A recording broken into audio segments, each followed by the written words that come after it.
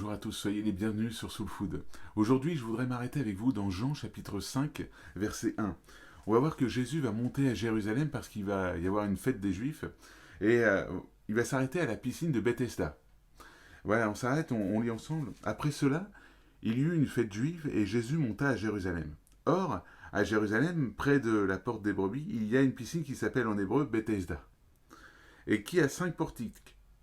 Sous ces portiques, un grand nombre de malades étaient couchés, des aveugles, des boiteux, des paralysés. Ils attendaient le mouvement de l'eau, car un ange descendait de temps en temps dans la piscine et agitait l'eau, et le premier qui descendait dans l'eau, après qu'elle avait été agitée, était guéri, quelle que soit sa maladie.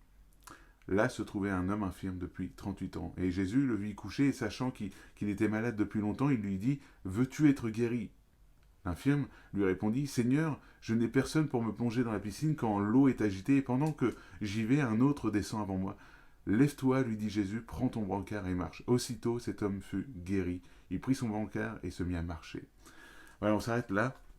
Moi, ce que je voudrais surtout m'arrêter, c'est sur un moment donné où il y a une petite précision qui est donnée à travers la Bible. Il dit que c'est au mouvement de l'eau que les hommes se allaient dans la piscine pour pouvoir être guéris. En fait, on voit des personnes qui sont malades, qui sont complètement atteintes dans leur santé, dans leur corps, même peut-être aussi mentalement et spirituellement.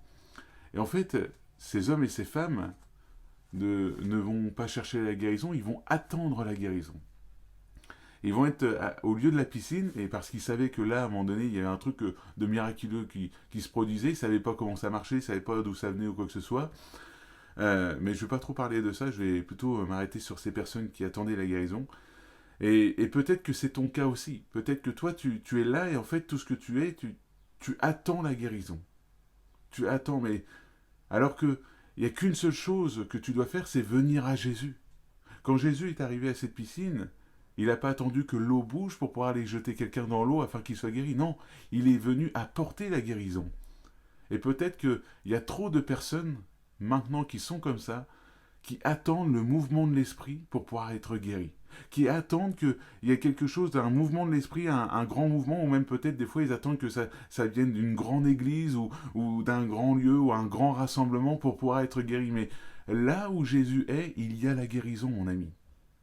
Alors si aujourd'hui tu cherches la guérison, qu'importe ton problème, qu'il soit spirituel, qu'il soit mental, qu'il soit physique, Jésus peut tout guérir. Dieu peut tout accomplir dans ta vie. Et d'ailleurs, à la fin, je voudrais prier pour toi pour cela. Mais n'attends pas un mouvement de l'esprit. N'attends pas quelque chose de particulier pour être guéri. Jésus peut guérir n'importe où et n'importe comment.